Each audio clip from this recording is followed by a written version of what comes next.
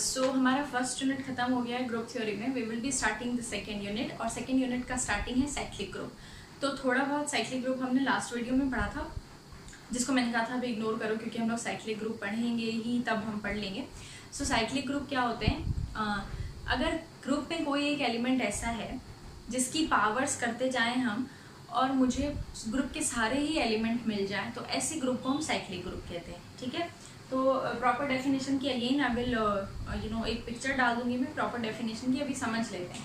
अगर मेरा ग्रुप है जी, और इस ग्रुप के अंदर there exist an element A in G such that G can be written as all the powers of A, then we say that G is cyclic, और ऐसे denote करते हैं G is cyclic generated by A. तो ये जो A होता है इसको कहते हैं हम जनरेटर ऑफ G, और इस केस में हम कहते हैं दैट G इज साइक्लिक. ठीक है, तो साइक्लिक ग्रुप होने का मतलब है मेरे ग्रुप के पास एलिमेंट्स होंगे, आपके पास एलिमेंट्स होंगे आपके ग्रुप के. अगर आप पावर करते चले जाओगे, अगर वो मल्टीप्लिकेटिव ग्रुप है तो पावर करोगे सीधे A square, A cube, A raise to the power 4 and so on. अगर वो एडिटिव ग्रुप है तो उनको ऐड करते जाओगे. ए एन क्या होता है एडिटिव ग्रुप में? एन टाइम्स ए हो जाता है ना. ये ए एन हमारा मल्टीप्लिकेटिव ग्रुप में है और एडिटिव ग्रुप में हो जाता है ये एन ए को एन टाइम्स ऐड करोगे. तो ऐसे करके अगर आपको उस ग्रुप के सारे ही एलिमेंट मिल जाएं तो हम कहेंगे जो ग्रुप होगा ना हमारा वो साइक्लिक होगा. ठीक है, और जिस एलिमेंट से आपने जनरेट करवाया, जिसकी पावर यूज करके आपने पूरा अपना ग्रुप बना लिया, उस एलिमेंट को कहेंगे जनरेटर ऑफ द ग्रुप. ठीक है, तो I hope this is clear. अब मैं एक एग्जांपल हम लोग करते हैं. सपोज योर ग्रुप इज, क्योंकि अच्छा एक और चीज यहाँ ध्यान रखना, जब हम लिख रहे हैं a raise to the power n, तो यहाँ ये लिख रहे हैं n बिलोंग्स टू z. अब z जो होता है वो होता है सेट ऑफ इंटीजर्स. इसमें पॉजिटिव नंबर्स भी आते हैं, नेगेटिव नंबर्स भी आते हैं. तो यानी a की पावर पॉजिटिव भी लिखनी है और नेगेटिव भी लिखनी है. ठीक है, सबसे पहला एग्जांपल हम लोग लिख लेते हैं एक, जहाँ पर मैंने ग्रुप लिया हुआ है अपना सेट ऑफ इंटीजर्स, और इसमें ऑपरेशन आपको याद होगा, ऑपरेशन होता है सिंपल एडिशन वाला ऑपरेशन.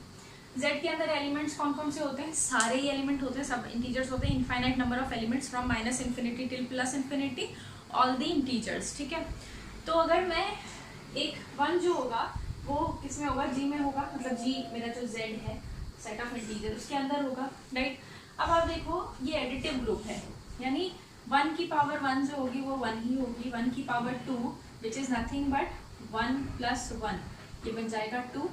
ये मैं ऐसे डिनोट कर रही हूँ, लिख रही हूँ, बट ये चीज़ नहीं है, ये है ऐसे n.a 2.1. ठीक है, इसी तरह 1 जब मैं 3.1 करूँगी या फिर वो होगा 1 प्लस 1 विच इज़ 3. तो ऐसे करके मुझे सारे एलिमेंट्स पॉजिटिव एलिमेंट्स मिलते चले जाएंगे, है ना. तो ये तो हो गए पॉजिटिव n के लिए, ये वाले जो n थे ये पॉजिटिव n के लिए मुझे सारे पॉजिटिव इंटीजर्स मिलेंगे.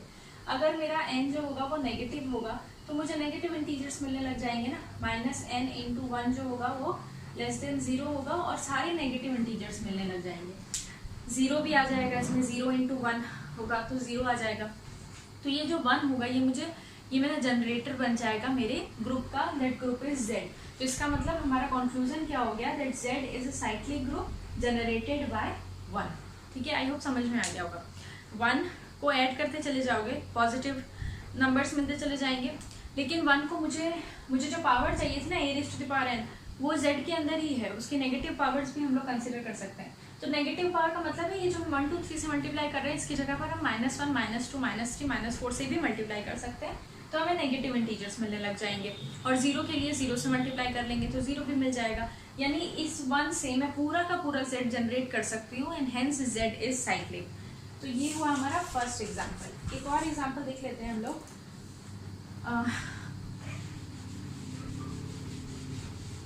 ये एडिटिव ग्रुप का एग्जाम्पल हुआ.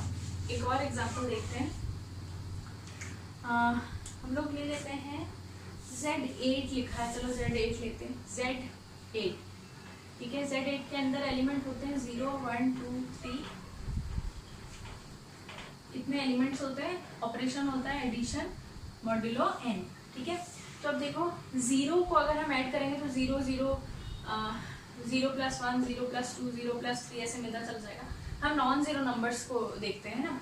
सपोज हम लोग स्टार्ट करते हैं 1 से, ठीक है 1। तो 1 को अगर मैं एडिशन मॉड्यूलो 8, यहाँ 8 होगा ना, ये 8 है, तो ये आ जाएगा 2, फिर 1 प्लस ये आ जाएगा 3, ऐसे करके ना मैं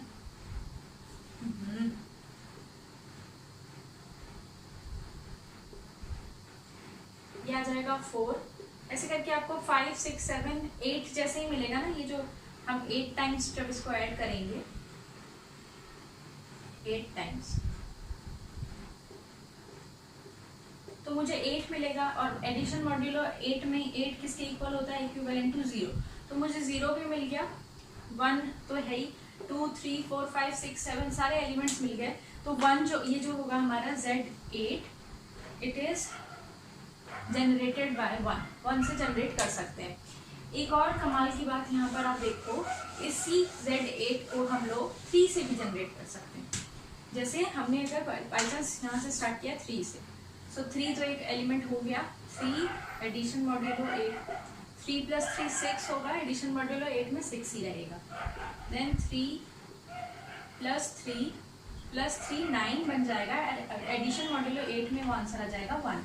सिमिलरली 3 कितनी बार ऐड कर रहे हैं हम, 4 बार, तो अब आ रहा है 12, एंड 12 एडिशन मॉड्यूलो 8 में क्या आएगा, 4 आ जाएगा।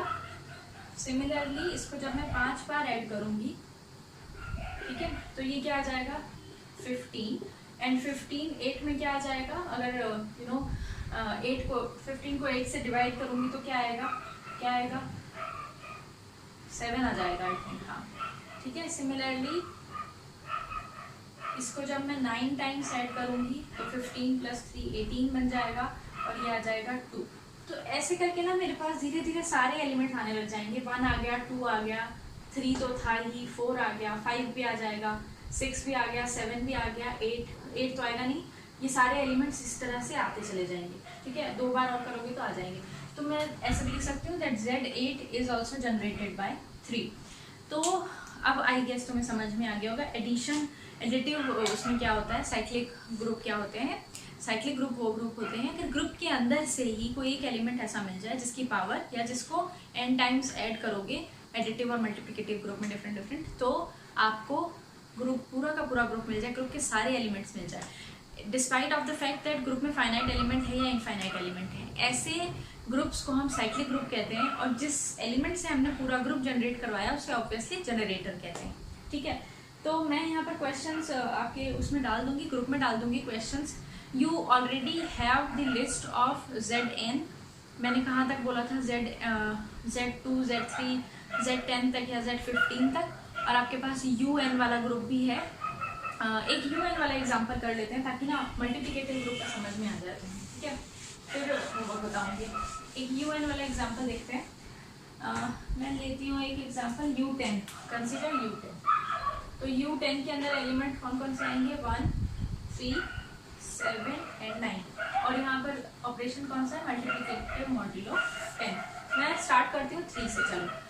तो फर्स्ट 3 की पावर जो 1 होगी वो तो 3 रहेगी, ठीक है, क्योंकि ये मल्टीप्लिकेटिव ग्रुप है, मैं पावर लिख सकती हूँ।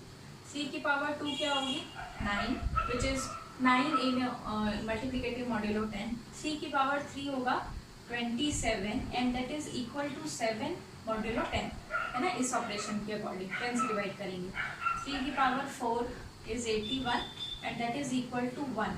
तो अब मेरे को देखो, अगर मैं 3 की पावर 5 यहाँ करती हूँ ना, तो यहाँ आ जाएगा 243, और जब डिवाइड करूँगी 10 से तो 3 आएगा, यानी अब मुझे रिपीटेशन मिलने लग जाएगी। मुझे ग्रुप के सारे एलिमेंट मिल गए ना, 1, 2, 3, 4 ग्रुप के चारों एलिमेंट मिल गए, तो मैं लिख सकती हूँ that U10 is a cyclic group generated by 3। Similarly, you can prove that U10 can also be generated by 7, by n, 9 and by 1। तो ये हुआ हमारा मल्टीप्लिकेटिव ग्रुप। अगर होगा तो उसमें हम कैसे शो करेंगे कि हमारा ग्रुप जो है वो साइक्लिक है। तो your work is to find out which of the Zn and Un they are cyclic. सारे Zn UN है आपके पास, सारे एलिमेंट्स हैं। आराम से बैठ करके पावर करो। मैं नेक्स्ट वीडियो प्रोबेबली वेंसडे को डालूंगी, तो 3 दिन का तुम्हारे पास अच्छा खासा दिन है, बहुत बड़े बड़े दिन हैं। उसमें बैठ करके आराम से पता करो कौन से UN और कौन से ZN साइक्लिक है और उनके जनरेटर कौन से हैं, ठीक है।